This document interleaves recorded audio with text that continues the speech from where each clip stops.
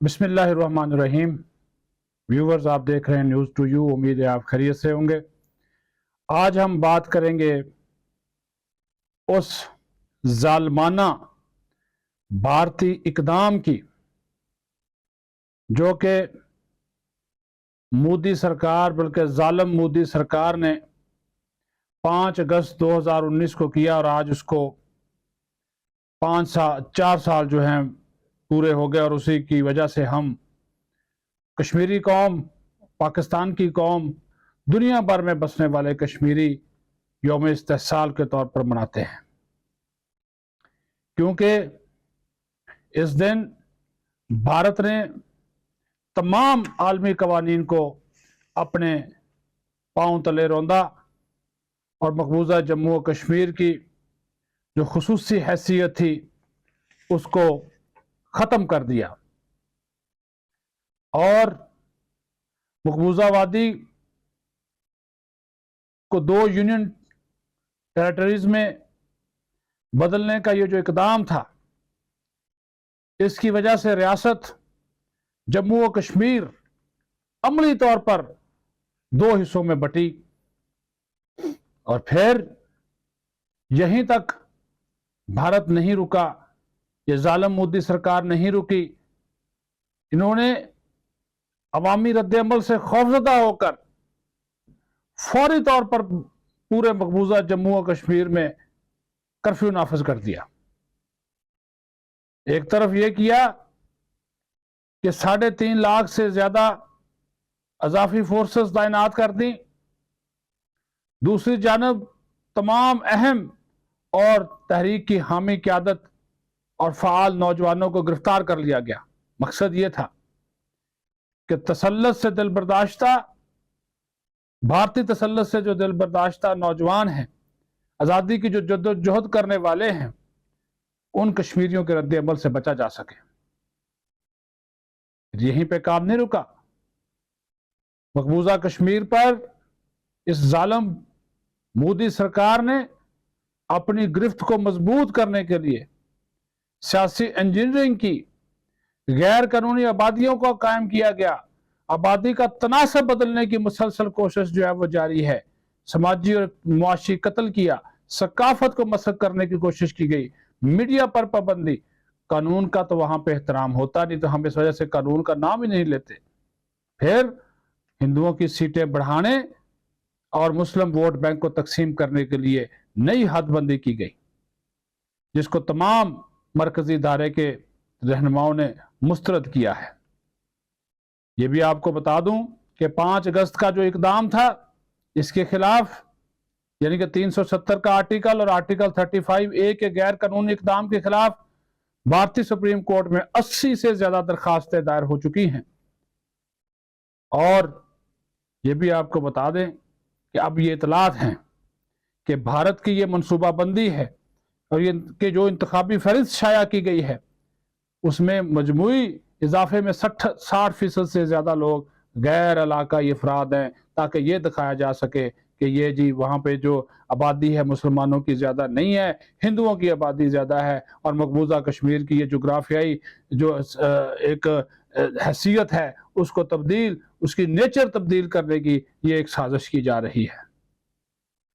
7 نئی سیاسی جماعتیں وہاں پہ خود بنائیں، اس وجہ سے کہ پہلے سے موجود سیاسی جماعتوں کو کمزور کیا جائے، آزادی کی جدوجہد اور آزادی کی حامی سیاسی جماعتوں کو کمزور کیا جائے، اور اس وجہ سے 7 نئی سیاسی جماعتیں بنائی۔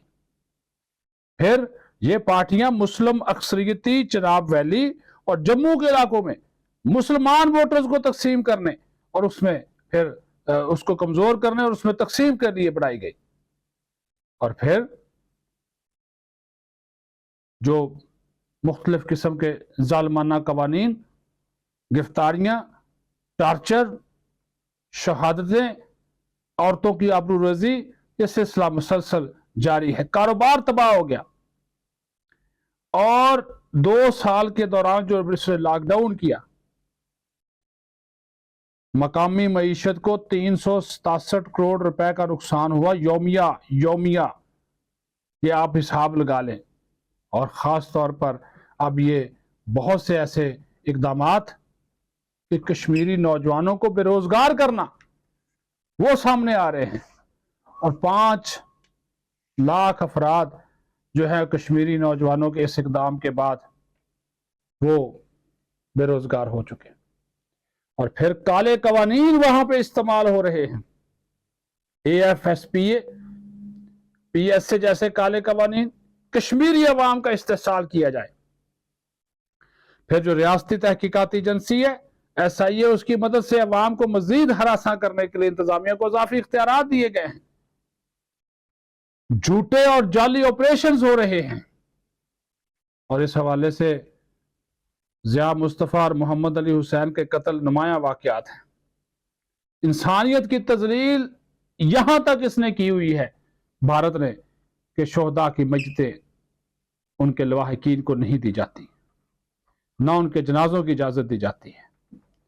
محاصرے اور تلاشی کی کارروائیوں کے دوران کیمیائی اور بھاری ہتھیاروں کا استعمال کیا جاتا ہے۔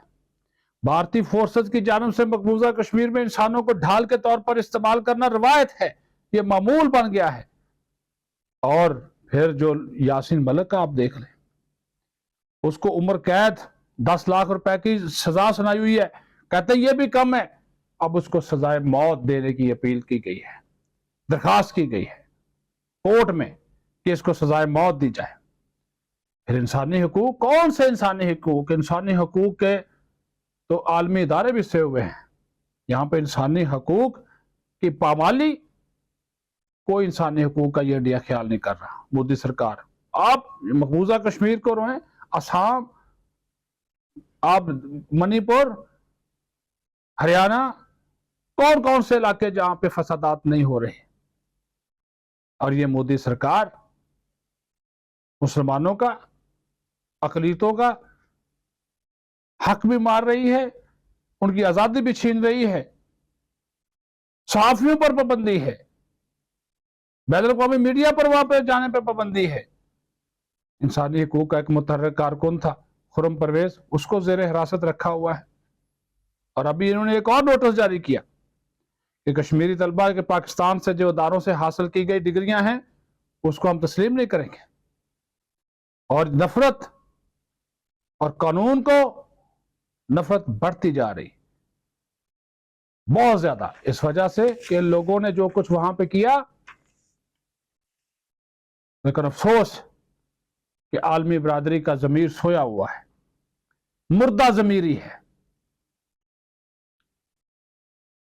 اور اس مردہ ضمیری کی وجہ سے کشمیری نوجوان اپنے حق کے خود ارادیت کی جدوجہد کرنے پر مجبور ہے۔